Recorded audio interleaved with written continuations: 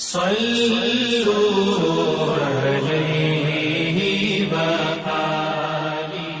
रसूलुल्लाह सल्लल्लाहु अलैहि वसल्लम ने फरमाया, मुझे अल्लाह की तरफ से हुक्म दिया गया है कि लोगों से जंग करूं उस वक्त तक कि वो इस बात का इकरार कर लें कि अल्लाह के सिवा कोई माबूद नहीं है, और ये कि मोहम्मद सल्लल्लाहु अलैहि वसल्लम अल्लाह के सच्चे रसूल हैं, और नमाज अदा करने लगें और ज़कात दें।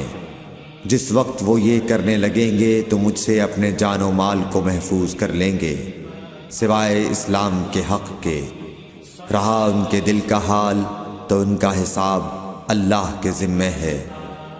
सही बुखारी हदीस नंबर 25।